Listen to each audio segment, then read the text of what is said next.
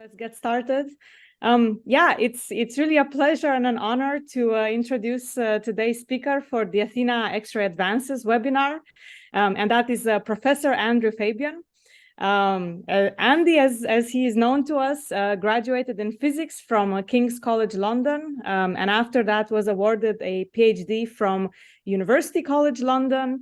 And since then, since 1973, he has been at University of Cambridge, and he's had several posts there, including director of the Institute of Astronomy at Cambridge. I think it's very, very difficult for you to be part of this call and not have heard the name Andy Fabian before. He's really one of the world's leading X-ray astronomers with areas of research that span a very broad range from galaxy clusters, active galactic nuclei, strong gravity, black holes, and last but not least, the topic that he got his PhD on, which was the X-ray background. Andy has worked on he's helped to develop and interpret data from many orbiting X-ray observatories.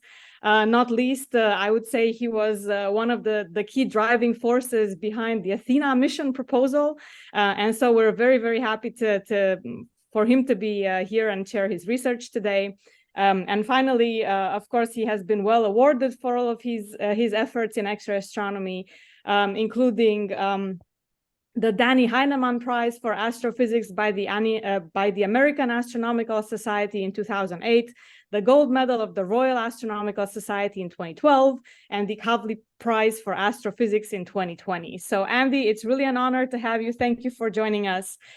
His title today will be Hidden Cooling Flows in Clusters of Galaxies. And without further ado, the floor is all yours.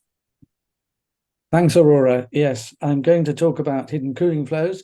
I've got this beautiful picture, a Hubble picture of the center of the Centaurus cluster, which will feature later. And I've mentioned my collaborators down there, Jeremy Sanders, Ciro Pinto, Brian McNamara, Gary Ferland, and Stephen Walker. And so far, we've published 3 papers on the topic. Oh dear. Earlier on, this worked. I'm trying to go to the next slide, and it's doing nothing. Now, let me see if I have to do something like this. There we go. Okay, so just to start off, in case you don't know much about clusters of galaxies, which are the largest bound structures in the universe, and they are wonderful gems in the X-ray sky, the brightest extended sources in the X-ray sky. And they come in 2 types, one of which is a cool core, the other don't have a cool core. I won't go into the reasons for this, but let's just look at the cool core one, Abel 478, where it's showing a surface brightness map there. It's plus or minus a megaparsec from the center on the XY, and in the Z-axis we've got the surface brightness, which peaks very steeply in the center, and that's because the gas temperature drops in the center. And in order to support the weight of the overlying gas, the density has to rise. And the emission is proportional to n squared, being principally Bremsstrahlung. So as the density rises, so the surface brightness rises even faster. And we end up with this big spike. And so the cool core clusters have right in their core, the inner 100 kiloparsecs or less, a surface brightness gets higher and higher, the temperature goes down and down. And if we look at the cooling time of the gas, and the relative cooling time is really the energy content of the gas, NKT, divided by the rate at which it's cooling. In other words, the rate at which is emitting X-rays that we see, because that's the major energy loss. Then that ratio is the cooling time. And it drops from, in the cool core clusters, it drops from a gigayear at the order of tens of kiloparsecs, down to below 0.1 gigayears and heading all the way down. And they all look very similar, or many of them look very similar in terms of this profile of the cooling time.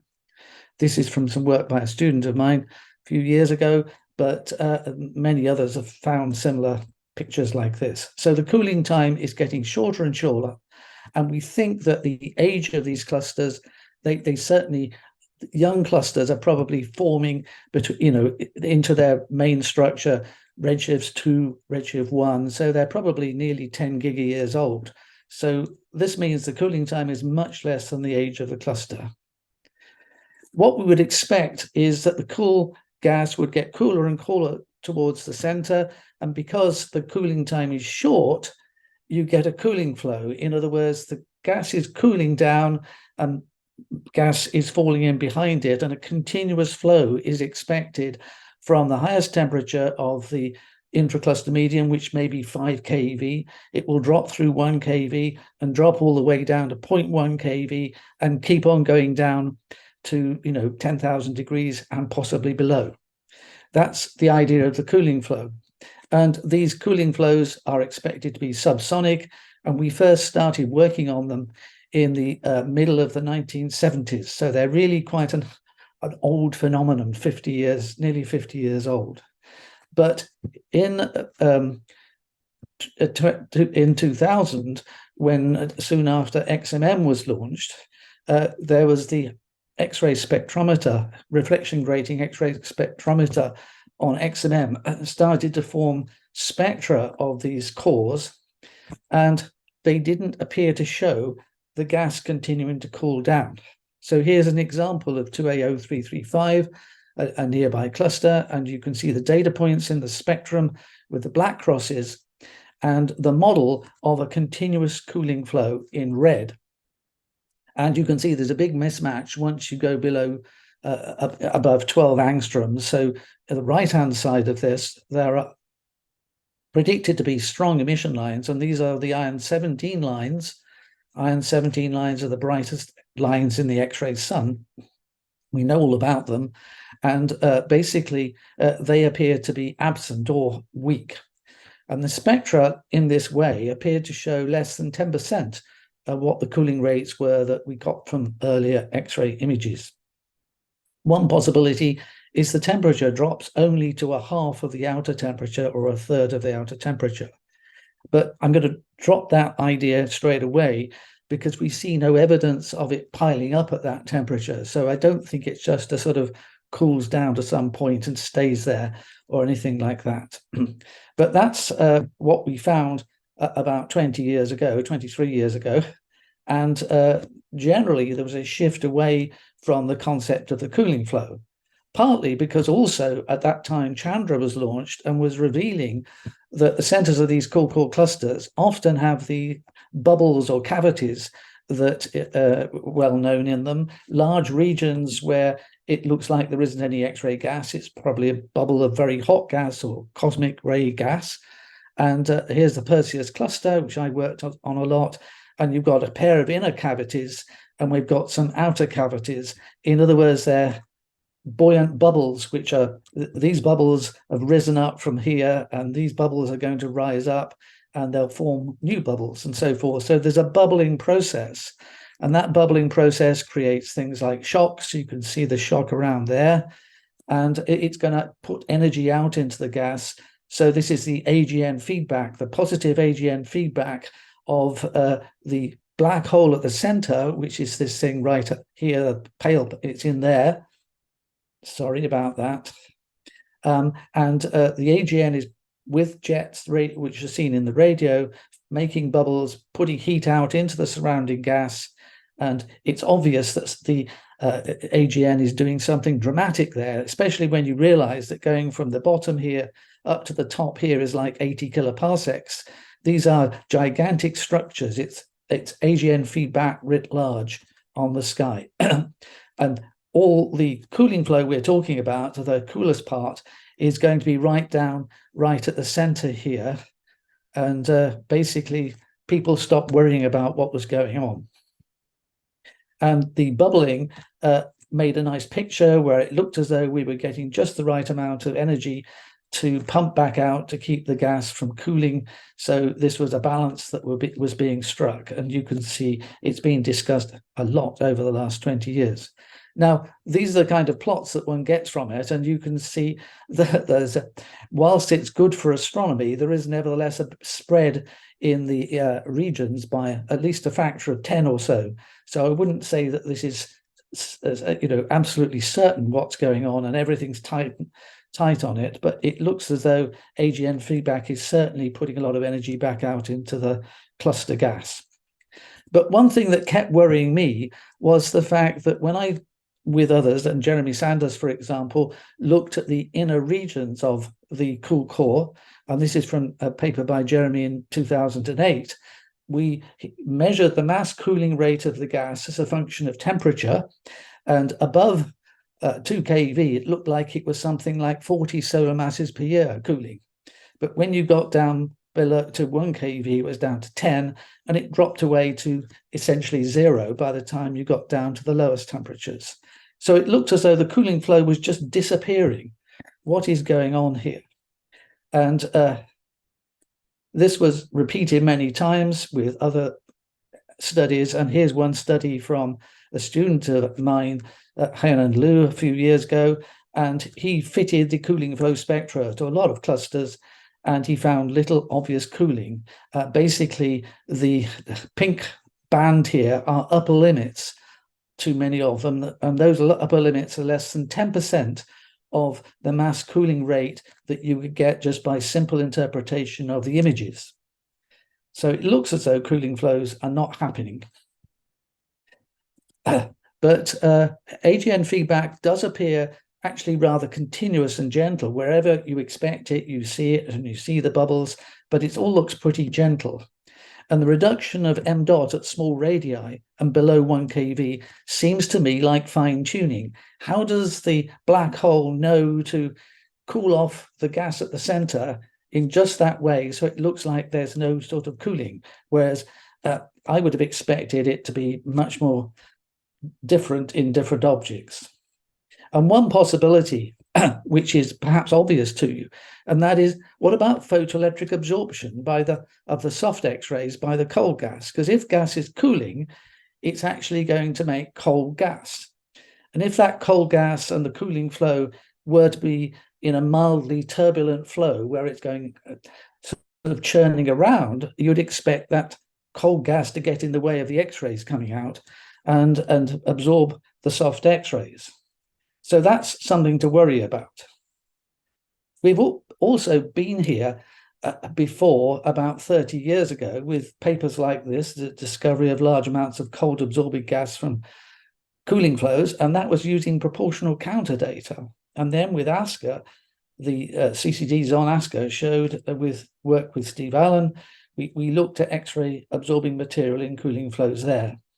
So we've been there before thinking about cold gas, but people were then worried about a big cooling flow problem, and that was, aren't you going to get a lot of cold gas in the centers of clusters? And we don't see large amounts of cold gas. So it all became very much a mess. I wrote a review with John Peterson back in 2006, and we said there, absorption has generally been abandoned as an explanation, although no detailed test has been made of a model in which the absorption is intimately linked with the coolest gas clouds. And what cold gas is there? So what I'm doing with hidden cooling flows is including absorption of soft X-rays by the cold gas in the same region as the cooling gas. So we're making them link together. We're going to use a multi-layer intrinsic absorption model used before on ROSAT data by Steve Allen and myself. And the energy from the gas cooling down below 1 keV has to come out somehow. It's ultimately emitted by dust and gas in the far infrared. And here's a picture of what we're envisaging here. And that is, this is a line of sight to a cool core. We're over there with our detectors. There's galactic absorption, and then we've got absorption, emission, and so forth in the cooling flow. And you can see that this is absorbed once, this is absorbed twice, and so forth. So you end up with a geometric series. So you can actually rearrange this, and it's quite trivial that the total transmitted flux equals the total emitted flux times this factor, where this is the total column density. That's all these absorbing columns added together, divided by sigma at NT. And if you form a spectrum like that, and it's been discussed in the literature several times, but then if this is a spectrum where, again, wavelength along the bottom, and this is a no cooling flow, it's a gas at 2 keV or something. And then this is a truncated cooling flow. And this is a real cooling flow, a hidden cooling flow with this distributed absorption. It peels over like that. And you can see that even though intrinsically it's got lots of strong lines, because of the absorption, you basically don't see them or see little of them. And turning it round in terms of a spectrum like this, and this is the kind of spectrum I expect. With XRISM, I don't quite know whether we're going to plot things against energy or against wavelengths. And I dare say we'll plot them against energy. And so for those of you who are used to working with energy as on the x-axis, this is a cooling flow in black with no absorption. Green is where you've got a whole shield of absorption on the outside, a blanket, if you like.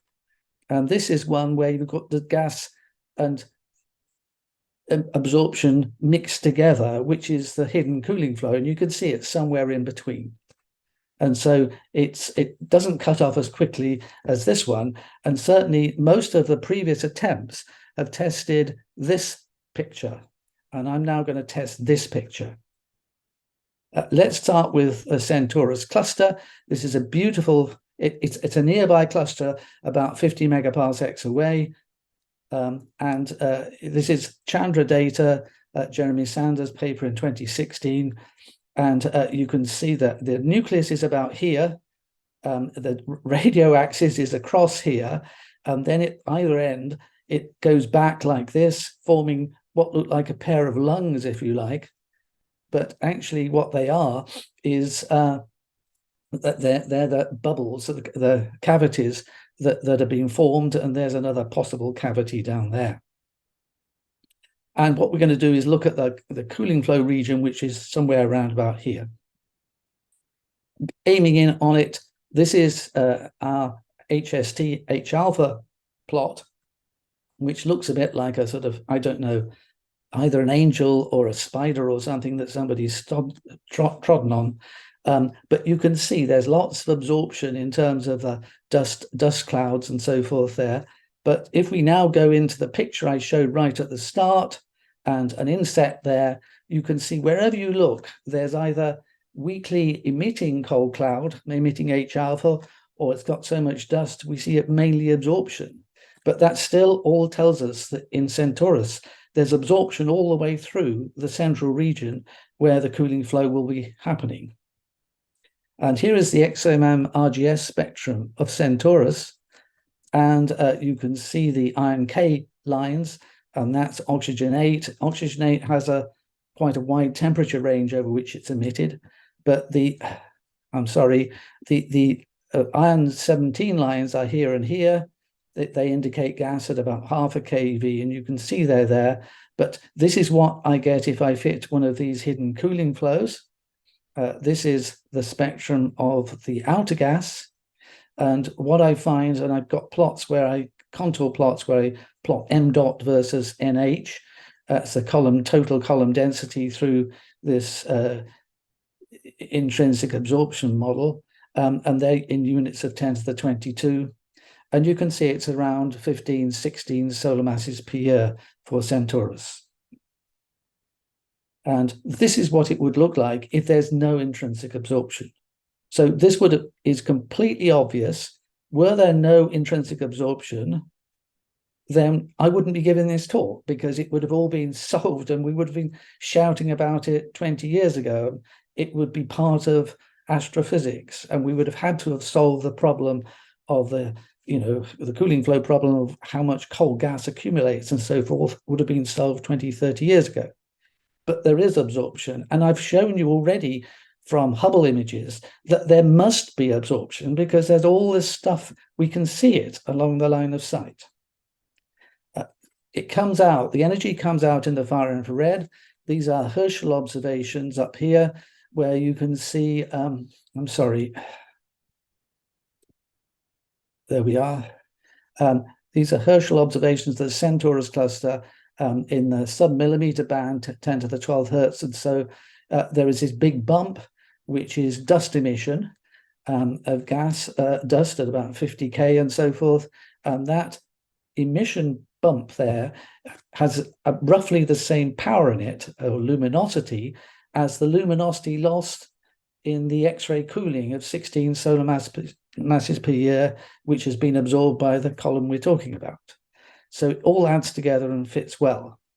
This is showing the Perseus cluster from Herschel, distributed submillimeter emission, and here are the submillimeter bumps. And basically, it's of the order of 80 to 100 solar masses per year in the hidden cooling flow in Perseus.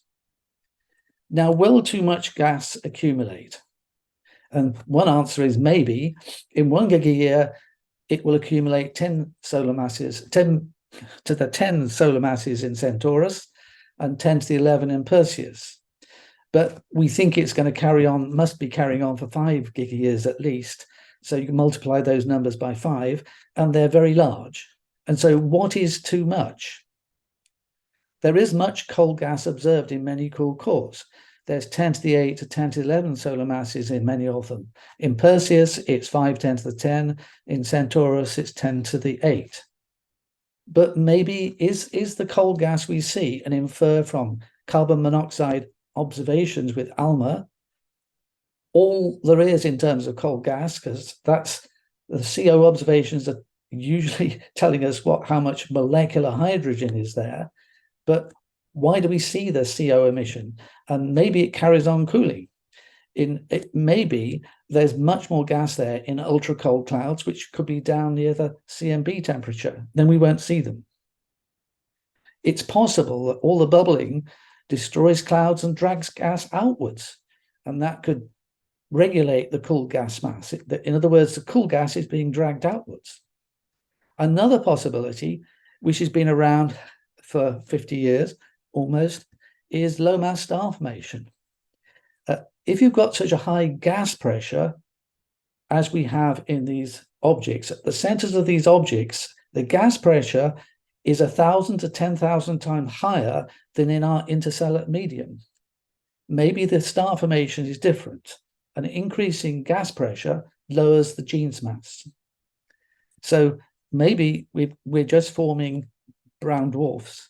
And that was first mooted by Mike Jura in 1977. I wrote a paper about it in 82 and Gary Ferlin in 94. And there are, coming from optical astronomers in the last 10 years to 15 years, like Peter van Dokkum and others, the idea that in elliptical galaxies, they infer that there's a bottom-heavy IMF.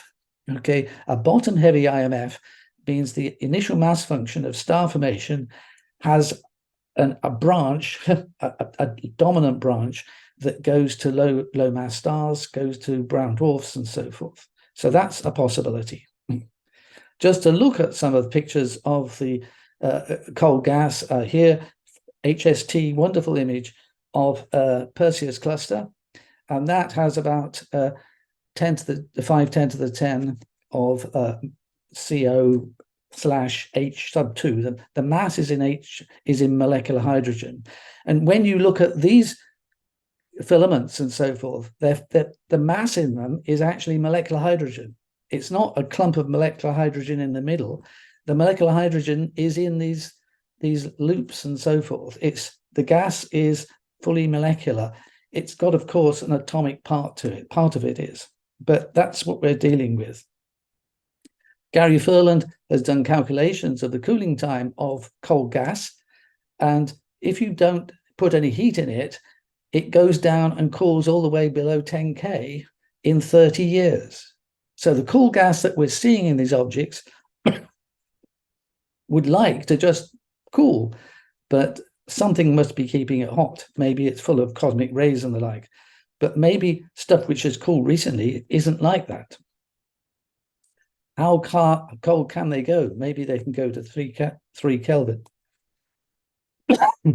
Now, just to talk about something else briefly, because we're talking about a strange region. We're talking about this region in the middle of a cluster of galaxies, which has got a black hole and jets and all sorts of powerful phenomena going on. Must have lots of cosmic rays and so forth, and lots of hot gas. What what is like it in our own galaxy? It turns out to be the Crab Nebula. And it turns out that the optical spectrum of the Crab Nebula filaments is similar to the optical spectrum of the emitting gas in the Perseus cluster and other core clusters. So there's very much a similarity. These, in the Crab Nebula, there are cold knots, these dark knots here, which you can see, that's one knot and another. They are molecular. We looked at them with ALMA, and they have bright CO emission and other emission. They've got cold knots like that, and some of them are very dusty. That dust must have formed in the 1,000 years since the crab went off. So I'm just making the point that you can have very cold stuff in the middle of a very active region if the pressure is high enough. And curiously, the pressure in the Crab Nebula in terms of NT is very similar to the pressure in our cool cores. In terms of gas being dragged out, we've known for a while, looking at, say, the Centaurus cluster, but it's true of many other clusters. If we look at metallicity, and again, this is a map, and this is 26 kiloparsecs across here, so you've got the same scale down here, you can see the metallicity drops in the middle, and it rises, and the highest metallicity is not at the center, but is around the edges. And so it's possible that is high metallicity because it's got some of the high metallicity gas from the center has been dragged out. So there may be some cycling of gas and metals in these objects.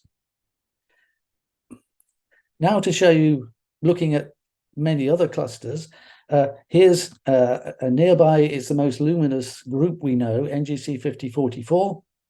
There's XMM spectrum, the RGS spectrum, fitting it with a hidden cooling flow there. It's got of the order of 25 solar masses cooling per year, column around 2 times 10 to the 22. Let's forget about covering fractions. Abel 262, that's again around 7. 2052, maybe something like 15.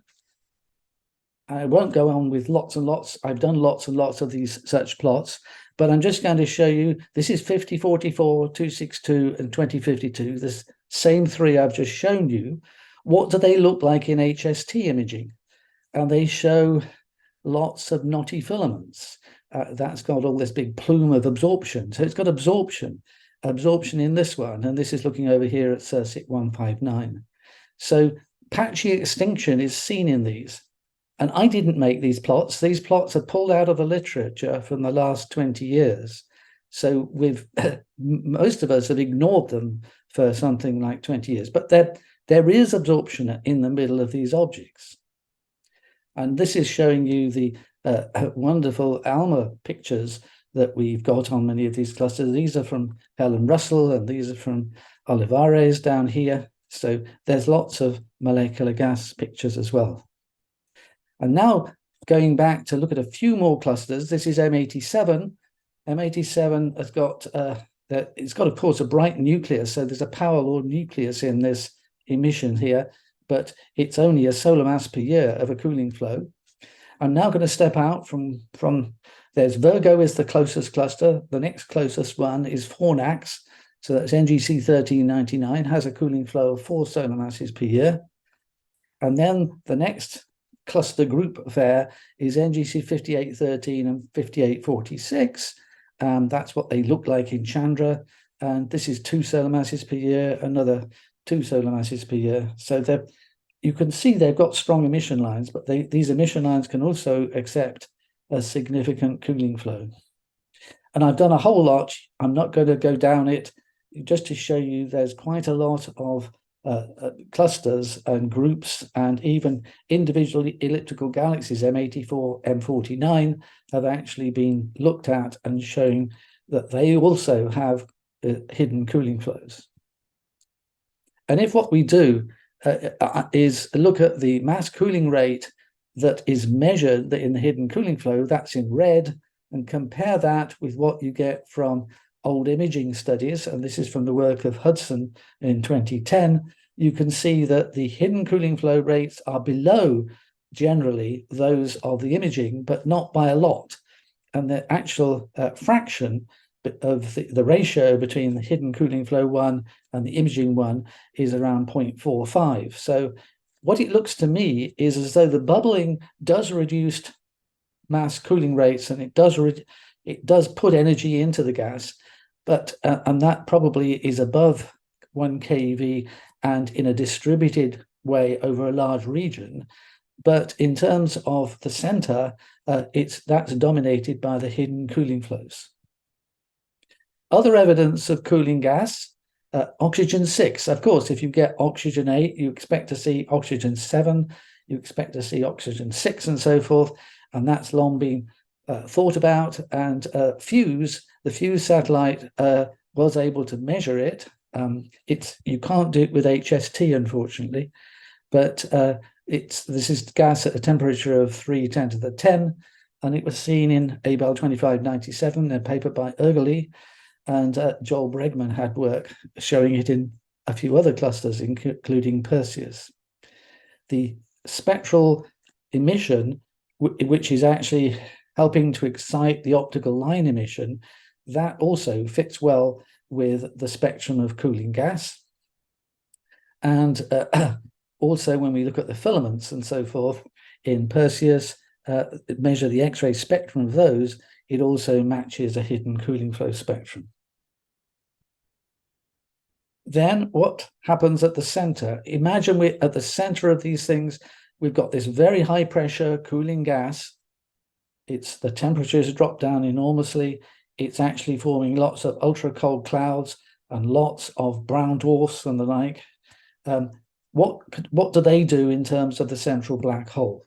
Well, it could be that they actually form a large disk-like structure around the black hole, and gravitational torques acting on these brown dwarfs can cause them to move inwards. They can transfer angular momentum outwards, and they will move inwards. And this could mean that the black hole can accrete. Basically, it just swallows these things whole, invisibly, and we won't see the luminosity from them. This could explain why some of the most massive black holes around are at the centers of clusters. Arguably, the most massive black hole we have clear evidence of is Home 15A in Abel 1885, and that is 4 times 10 to the 10 solar masses. So it could be that that's what's happened there, or happening there. It could be there even the masses of black holes are rising at 1 to 2 solar masses per year, even now. Then there are a few extreme objects that we know of, and this is showing a couple of them. This is RxJ 1532 and RxJ 1931, which are redshift 0.35. They're not near each other. They're not a pair, but they're only a pair in the sense that they've got similar behavior, similar rates, and so forth. And you can see that's 25 kiloparsecs. Hopefully you can see the optical emission line filaments in this object, which in H alpha nitrogen 2 are here. And the same work, Fogartia plus 15, they actually measure that dust extinction, and there's a dust extinction map right in the center. So it's clear that there is a lot of cold gas and clouds mixed in with this, and even in this one you can see there's a dust extinction, but it's throughout the whole thing. And if you've got dust extinction throughout an emission region, it's likely that those dust extinction maps need to be corrected for the extinction that's distributed throughout it. So what happens if you have something like that, which actually, in terms of the hidden cooling flow, is 1,000 solar masses per year? That's an enormous rate. You're going to accumulate enormous amounts of gas. Well, one possibility is it goes bang. It all slides into the black hole. You end up with a sort of feedback loop, which causes it all to plunge into the black hole. Such events are seen, and this is MS07, which is around, it's estimated that around 10 to the 62 ergs to make this thing. And notice the size, that's 700 kiloparsecs. And this is a gigantic shock around it. So this is some sort of event that's happened. But I'm just saying that there are extreme clusters where it could be everything's gone awry and made an enormous explosion. Of course, if there is a lot of absorbing material in these objects, you would expect it to absorb the nucleus as well. And there's been studies of the absorption of the nucleus by cold clouds, particularly a lot of work by Tom Rose at Waterloo. And what we see is molecular absorption of CO. And you can see in these cases, it's redshifted because it's a velocity of 250 or so. And it's been known again for 15 years that many cool core nuclei are either intrinsically weak or absorbed in X-rays. Julie showed that a long time ago. So there's clear signs of absorption. It's also possible that the cooling flows form a phase in galaxy formation, that the core of the galaxy forms from the densest gas that cools on the inflow time. So if you think of galaxy formation, you have a dark matter potential well that's formed back long ago, and the gas is falling in. It's now able to fall into the potential well, and the gas that falls in, the densest gas falls in first and piles up in the middle, and it has a cooling, if it's got a cooling time which is less than the inflow time, then it just cools in situ and forms masses of stars. So that's the core. But then there's gas falls in on top of that, and it will have a longer cooling time. And so that may then form a cooling flow. And so there could be, in galaxy formation, significant cooling flow phase. And mergers and cold flows are going to add further gas. Now, some galaxies, either because they're right in a dense cluster, like the Perseus cluster and the galaxy NGC 1277, which is a compact galaxy, meaning it's got a small size for its mass, or they're in the field, like Markarian 1216, where nothing else has actually interacted with it at all, are fossils of the earlier phases. And interestingly, Markarian 1216 appears to have a cooling flow in it. I was surprised when I found this, and this is the spectrum, what came from observations by Norbert Werner, but I'm not sure he looked at them. He can tell me that. But there you can see the strong iron 15, iron 17 lines, and it fits well for a cooling flow, hidden cooling flow of, let's say, 5 solar masses per year. So we may be getting some signs of what it was like at high redshift through these objects. Of course, the future of this work is going to be with XRISM, which was successfully launched a few weeks ago. And that's got the ability to make high-resolution spectra of extended objects, such as hidden cooling flows. And I'm hoping that they'll get onto Centaurus and Perseus fairly soon, and they will be able to confirm everything I've just told you. And they're going to be marvelous targets for Athena or NewAthena, which is, I don't need to tell you what it is. It's because this is the Athena webinar, but of course, these are ideal objects. They're extended objects with a very complicated line-emitting spectrum. And this is what a Sci-Fu observation of Centaurus would look like. This is the whole emission, not just bit by bit, but it will have very strong, good count rates. This is a 14 solar mass per year, and unabsorbed cooling flow at the bottom here of 0.1 solar mass per year. But imagine looking at that kind of spectrum, you can then surely start testing the possibility, checking that all of the everything is behaving as we expected. So here's my final slide, a summary, that the intracluster medium is cooling below 10 million Kelvin, mostly hidden by intrinsic absorption. The mass cooling rates are several times larger than the unabsorbed estimates. Most of the absorbed energy emerges in the far infrared. Ultra-cold clouds exist. I put a question mark there. And high-pressure, low-mass star formation makes lots of brown dwarfs. The inner few kiloparsecs of these cold cores cool cores are very complex and multi-phase. There'll be a large range of densities and sizes, and they will challenge numerical simulations. Bear in mind, we're going from densities of, say, of gas at 10 Kelvin and gas at 50 million Kelvin. That's well over 10 to the 7, it's, well, let's say well over 1 million in the density range. And the sizes are going from, once it's cooled, you get large amount of gas, cools down, it's going to collapse by a large factor. They're going to collapse, the sizes are going to be factors of 100, and it's going to be multi-phase. And I would say just here, in terms of numerical simulations, there have been hundreds of numerical simulations of the centers of clusters of galaxies, and I can't recall a single one which has assumed any intrinsic X-ray absorption. Some substellar objects may be swallowed whole by the central black hole, which is an interesting possibility. And I'm even wondering whether it's involved in the formation of black holes very early on. The other thing is that cooling flows are at the heart of AGN feedback in ellipticals.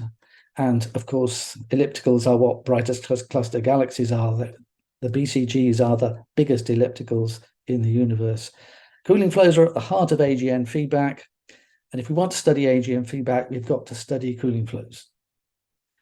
And I want to remind everybody that when you work on cool cores, all models and interpretation require some cold absorption. And I'll end there.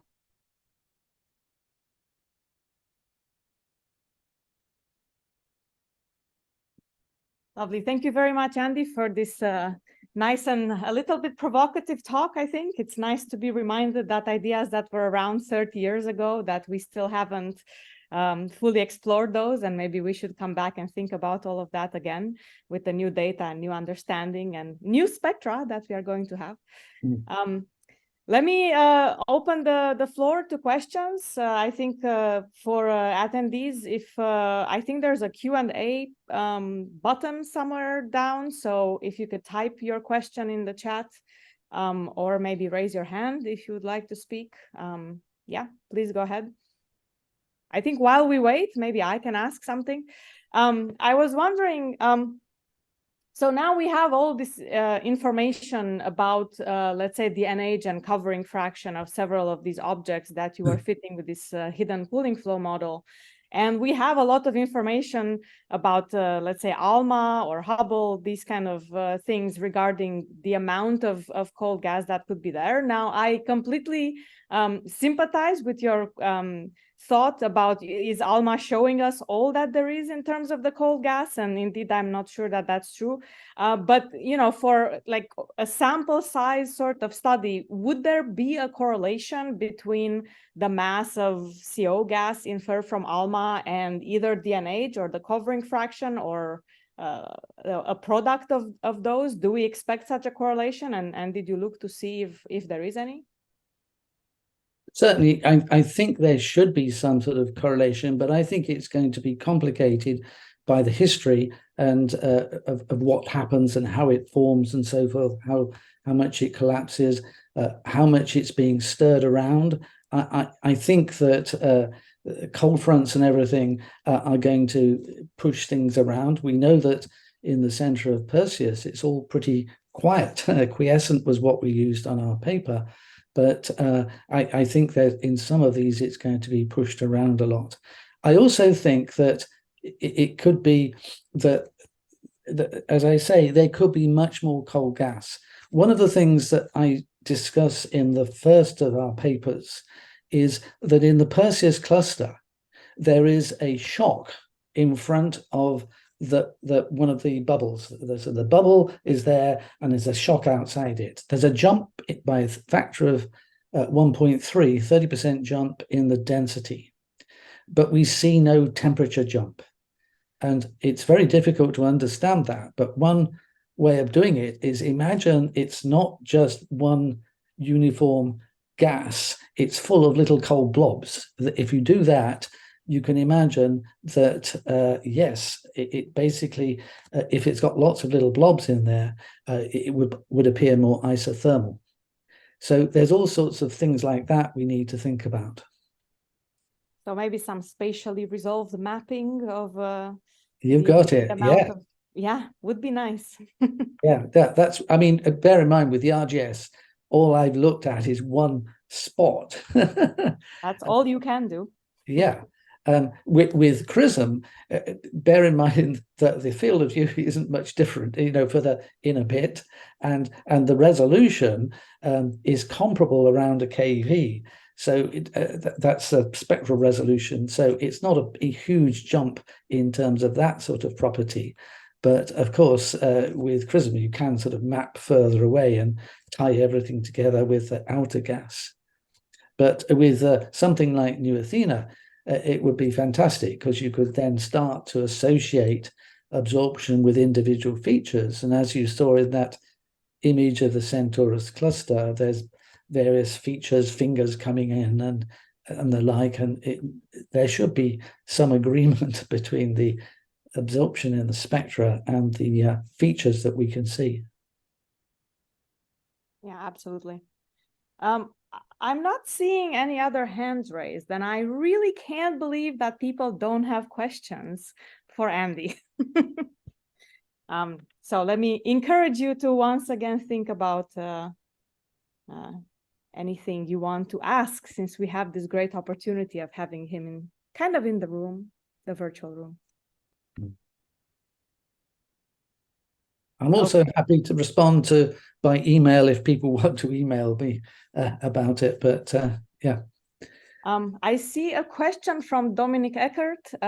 Dominic, do you want to say it out loud, or should I read it out?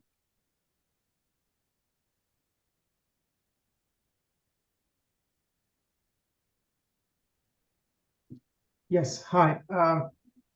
Very nice talk. Thank you very much. I was curious about your interpretation that the IMF in BCGs may be bottom heavy.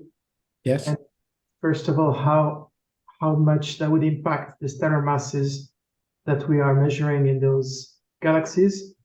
And then if we can actually try to use the velocity dispersions of the central galaxies to check and compare with how much gas we expect to cool from the hot phase. Yeah, that's a very interesting question. Thank you.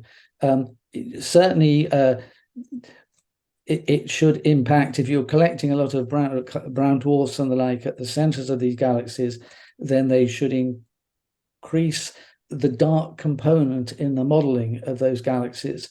And what I would say is that there are the papers by Van Dokkum. There's a review on this bottom heaviness by Smith in 2019 or so. And Matt Auger and Lindsay Oldham have a paper on M87, which is the nearest BCG that you can do this sort of work on.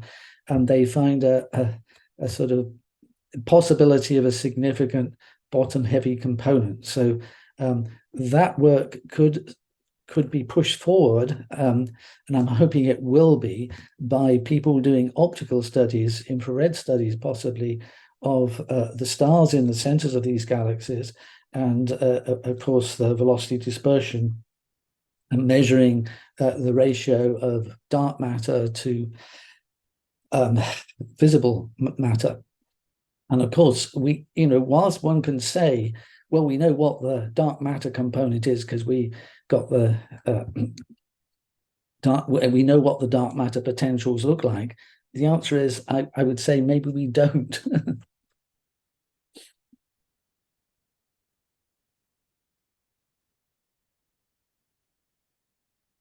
Okay, last chance for questions. I don't see any hands raised. If not, I will end on a comment that Kathy Romer sent in the chat that says, presentation was so good, I don't have questions. Maybe that's the feeling of everybody else. So thank you very much, Andy, for this. Thank you. And let me just remind people that this is part of a series of webinars. And our next installment of the series is going to be on 24th of October. And that is probing the X-ray corona accretion disk connection through thermal reverberation. And the speaker will be Elias Kamun. So if you enjoyed this talk, then I highly encourage you to attend also on 24th of October. And I think we will see you then.